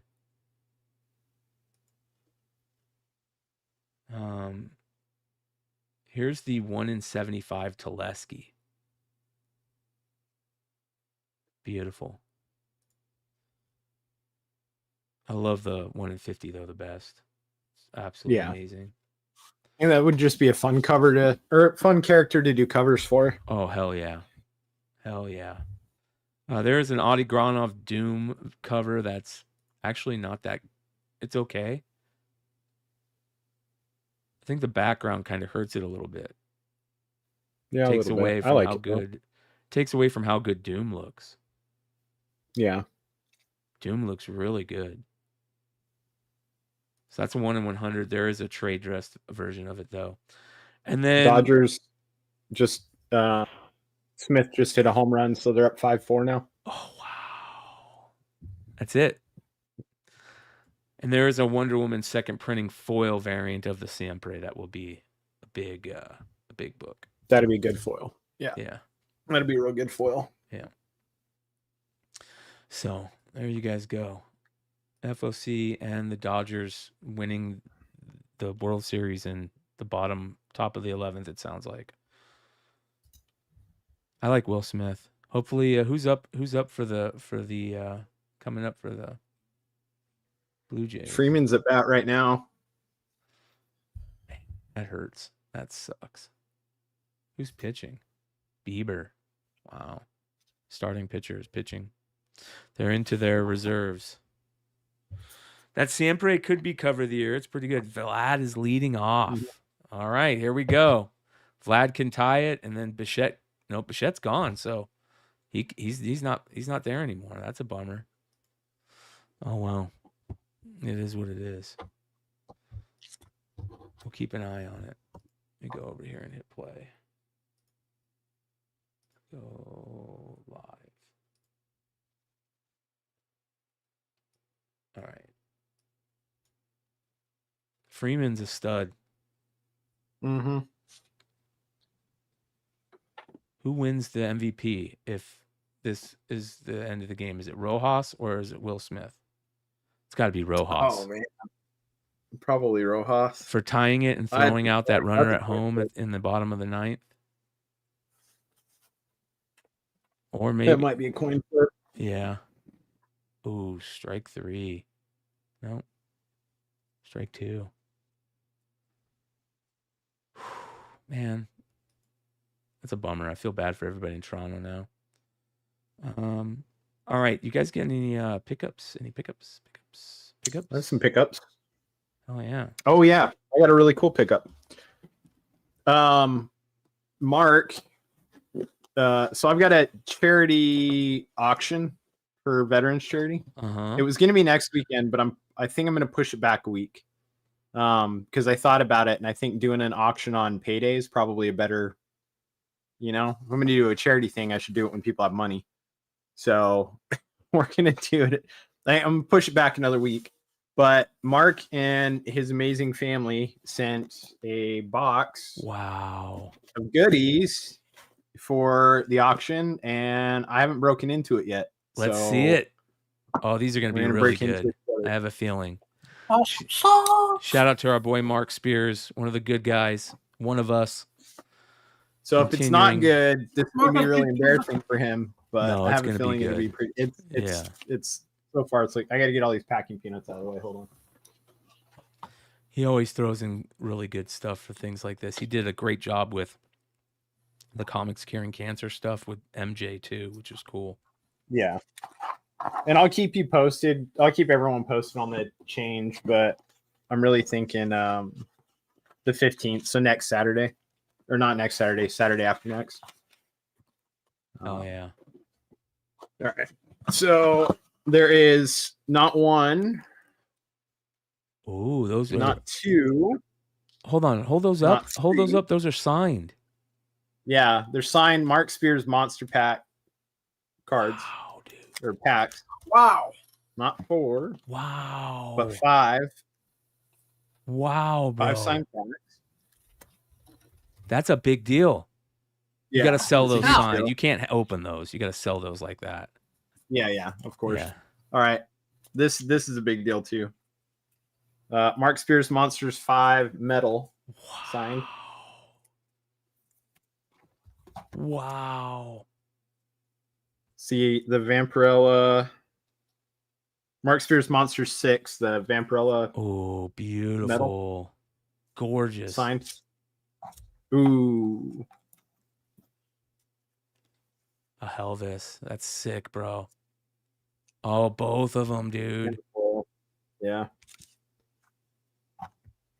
Well. Wow. The shark foil. Wow. Signed. I think he signed everything, it looks like. The free comic book day, always a good one. That is beautiful. That's a good one, yeah. Yeah. People, well, hold that one up again real quick. People are going to sleep on this because, one, it's a really dope VHS cover variant of the first issue, right? And is it the first issue? No, it's not. But it's good VHS. The Afghan, wasn't it? The Afghan was the same image or something. And here's the other thing. That's got origins and first appearance stuff in it. So that's important. Yeah. Funny Bones. This is, I need to look at this one. I haven't seen this one before. Vampirella Incentive cover S. Oh, that's the dogs one, the Hell Dogs one. That's beautiful. I don't think I've seen that one before. That's my favorite one that he's done of Vampirella. That and the Moon one. The Blue Moon one. Yeah. Incentive cover Y. Oh, yeah. Nice. Lionel. That's very nice. Right. Silverhawks. Wow. And damn, dude, he loaded that up. Yeah, he did. There's one more book in here. It's, I don't want to, I got to tilt the box. I don't want to fuck it up trying to pull it out. Yeah. Oh, sick, bro. Monsters Zero. Sick. Funny Bones. Zero. Yep. Yep. So you got. I'll keep everyone posted. I think it's gonna be the 15th. It'll be at like 8 Eastern, so it'll be before the show. So for those of you guys that are wondering what this is, yeah, James does a charity auctions for veterans. Who are you doing it with this year? It's gonna be the Big Red Barn Retreat. It's where I went 2 years ago. Totally changed my life. But the way their funding works is they were under a parent corporation for their first 5 years to kind of help with the funding. That ends, I think, at the end of this year. So starting next year, they've got a lot of grants coming in and stuff like that, but it's limiting the amount of classes they can have for their retreat.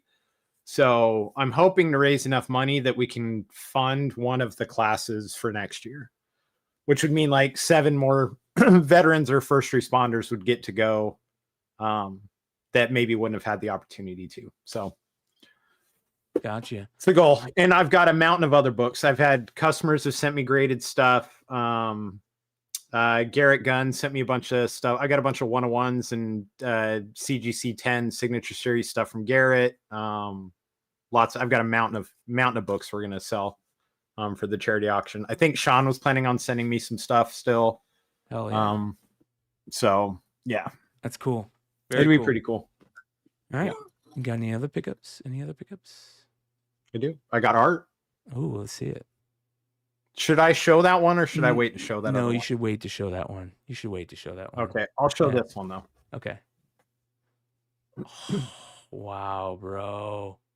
So James is showing the Marian Heretic. Oh my gosh, bro. This is so good, dude. Yeah. So for those of you guys, OA from your variant, James. yes, this is the OA Marian. Keep that up, brother. This is the Suspiria Marian Heretic variant that we got to do the foil of. James got the OA for it. So Suspiria, awesome stuff. Dude, Suspiria is on another level right now. Did you guys see her? This is what's cool.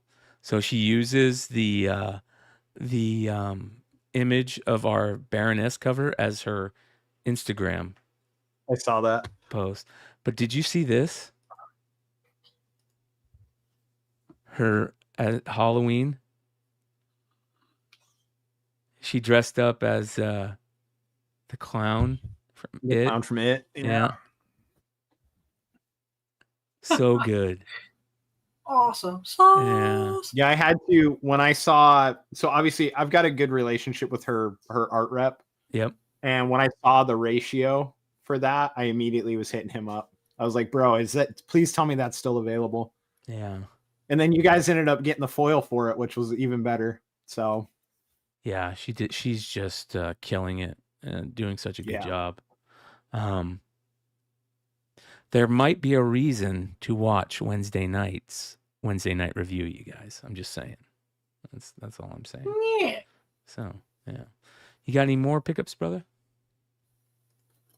I mean, I got a couple of cool those slabs back. Oh yeah, let's show that. Yeah.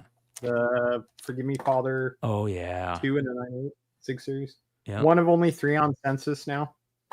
That's badass. So there was only 2 on census, so the other 2 people that had them, I'm sorry, but is that his first work? I can't remember. No, I think the gun though, that one I was showing you, I think that might be. because this one's 2015, and I think that's why this is such a big book. Oh, What book? The Gun. The Gun, issue number 2. Isn't that the first to call? Yeah. Yeah, that's what I was thinking too. I think it's the first to call. So I ended up getting that back too. Correct. 9.498, bro. which is pretty good. And in a stack of Simpsons, which is cool. Nice. I got a bunch of the Simpson ones signed by Bill Morrison. None of the Bat Code ones, though, unfortunately. Yeah. Those are hard to find. But Bill's awesome. I'll be seeing him next week, and I can't wait. TS 101 is the calls first. Shout out to Craig. Yeah. What one? TS 101. TS 101. Yeah. All right. I got some pickups here. You gonna open those boxes too? I do. I need to open those. Right? For pickups, I got a rock. You got a rock. You got a rock? Me and Charlie Brown got rocks. So, I got a bunch of pickups. All right, so I bought these from Wolverine's Comics, I think it is. Wolverine's Comic Shop. Shout out to them. I was going through IG, and they had this post. They had this book up, limited to, I think like 80 or something. I don't know. It's super limited, and I said I'll take 3 of them. Look how beautiful that cover is. Yeah, that's amazing. Dodgers just won. Wow, that sucks. Here Walks Monsters issue number 1. And so I figured that's the type of book that, especially with that cover, even if the story is no good, that could be a nice little spec play. Super limited. I think maybe only 80 of them, maybe something like that.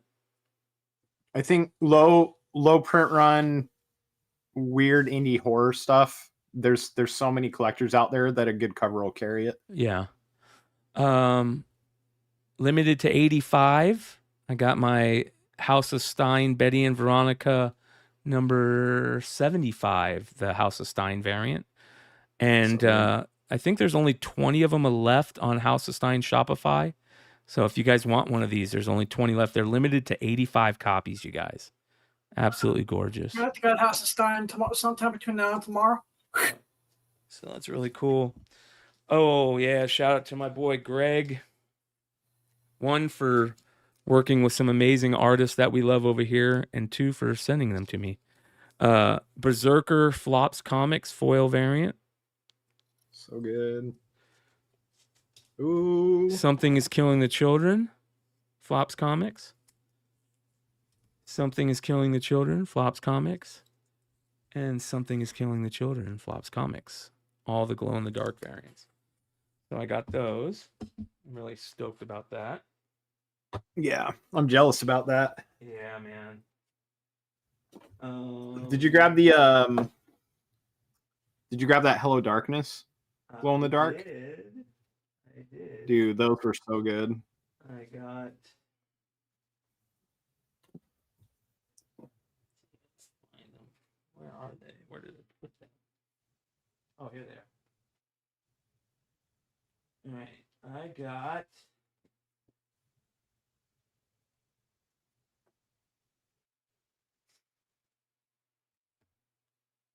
All right, here we go. I got so many pickups this week. Shout out to my boy Clutch, who found out I gave away all my my absolute Batman Guillermo March variant at the eBay Live party. I think I told that story last week, where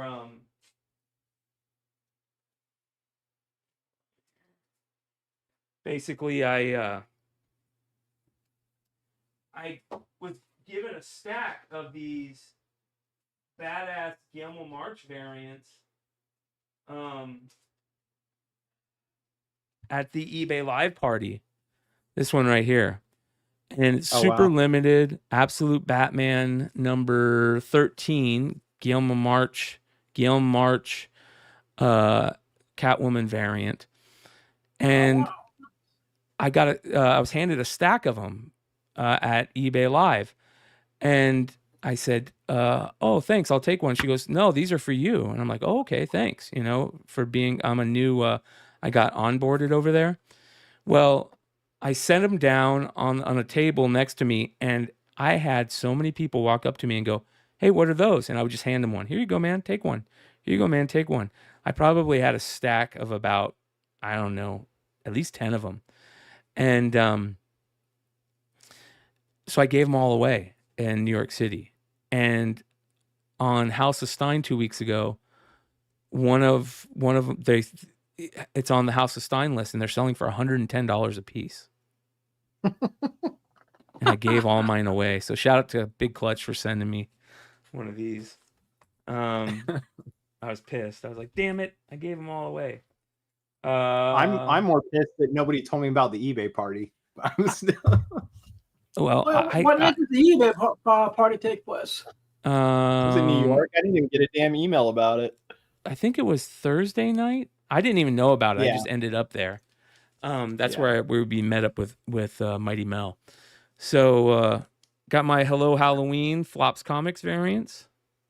So I got 3 of those. And shout out to my boy Leg, who, when we were in New York, he went and got one of these signed by Jim Mahfood, and I said, bro, I've never seen that. He goes, yeah, this is one of the rarest books out there, right? And I go, dude, I got to get one of those. If you ever see one of those, let me know. And he goes, dude, one just popped up on eBay today. I go, really? And I bought it. Fear and Loathing in Las Vegas. Oh, the Jim Mahfood variant. Wow. Super limited, you guys. Yep. Yeah, that's pretty rare. Yeah. So Leg got one signed, and I saw it, and I got to get one of those. So shout out to him. He sent me the link. So I paid $75 for it, but I think it's worth it. I think. I love my food. Yeah. And then finally, oh yeah, this is funny. This also came with those Wolverine comics books. He put in a Voyeur Ashcan #1, which is kind of cool, for free. Sweet. All right, and then finally, shout out to my boy Alex, who's in the chat. He sends me this. What's up, brother Alex? Yeah, one of the good guys. He bought a very big book from me on my last Whatnot sale. He actually bought the signed Nightwalker's Sveta Shabina variant for like $400, $450 it sold for. I don't know how many of those signed are out there. I think there's probably, I would imagine at the most less than 10. There could be at less than 5.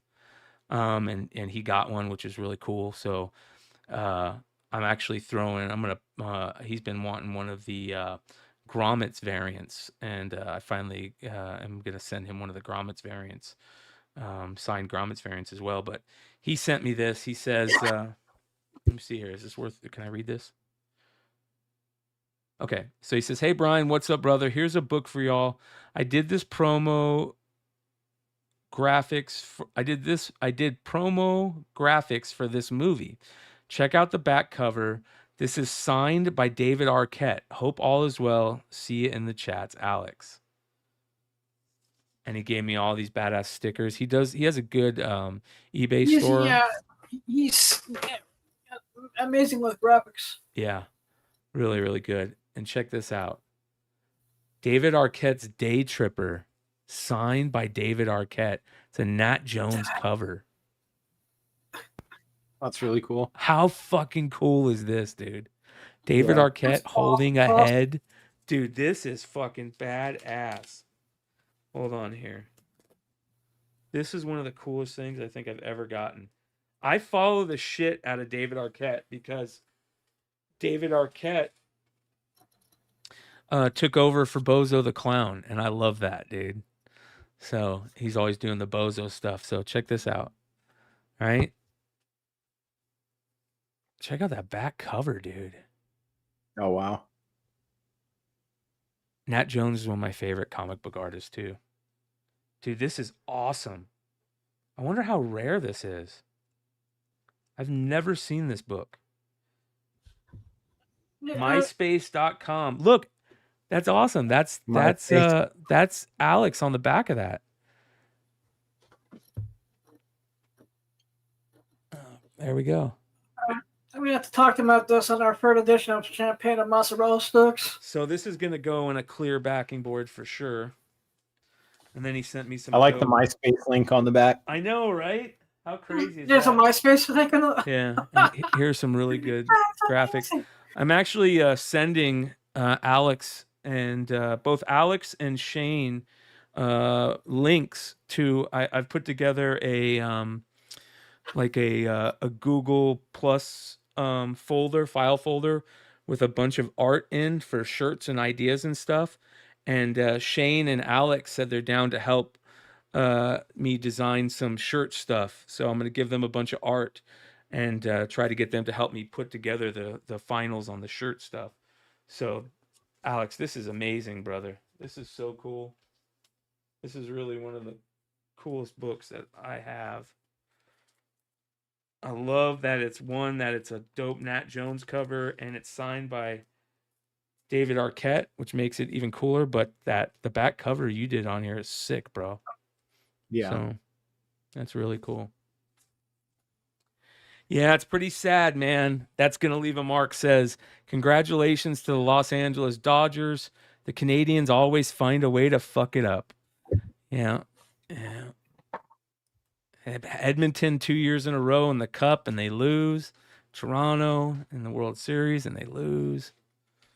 So that's just the way it is. Oh, well.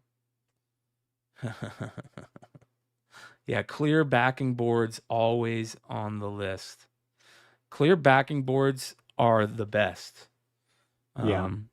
All right. Adam, did you say you had pickups?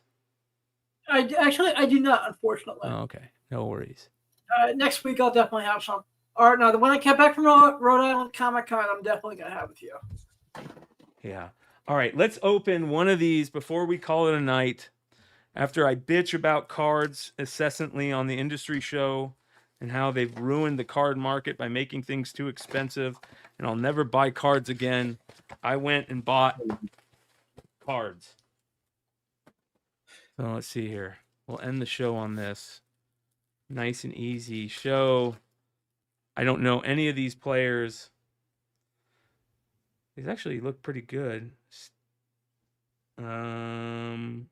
Giannis Pink Giannis, and a KJ Simpson Jr. rookie. Never heard of him.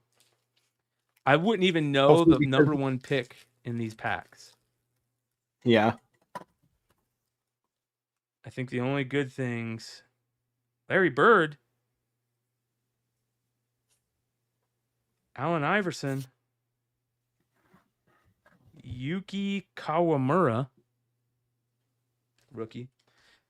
Optic are the way better design cards than Prism. Prism are so shitty nowadays. They used to be the best, but now they're terrible. And Optic is the much better design card. But I keep pulling the same cards. Who's this guy? Stephen Castle? My House? Yeah. Victor Wembanyama. Express Lane.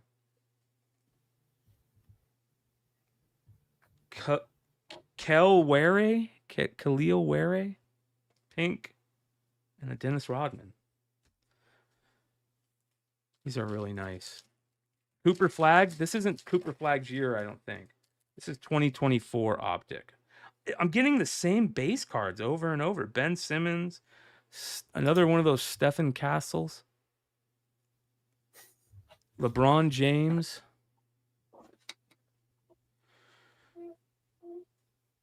Antonio Reeves, rookie.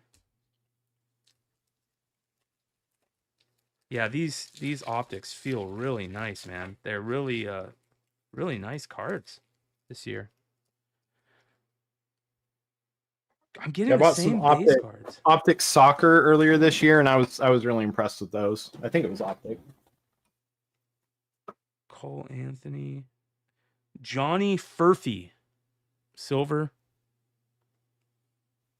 And a Bobby Clintman rookie. Tell me if any of these names that I'm saying, you guys, are worth anything.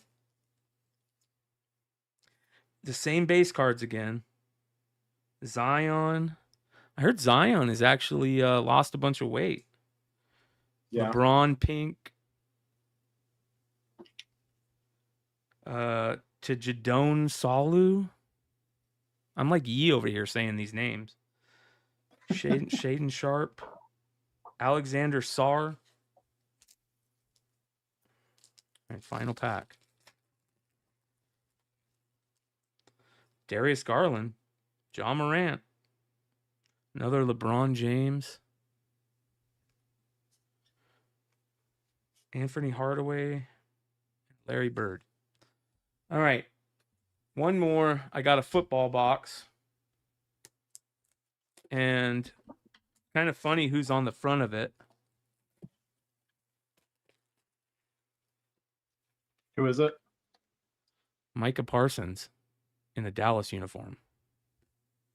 Yeah. All right, here we go. It has got how many packs? 4 packs. And it was $40 for 4 packs, you guys. $30 for 4 packs.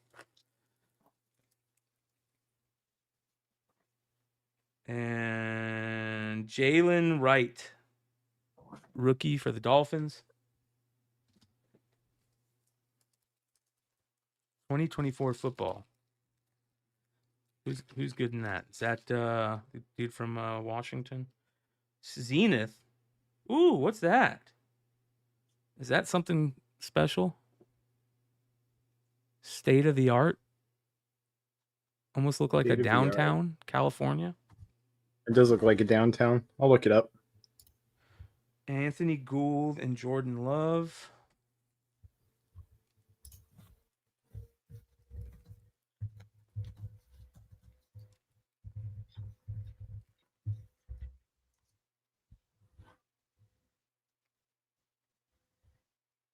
Jonathan Brooks, rookie. All right.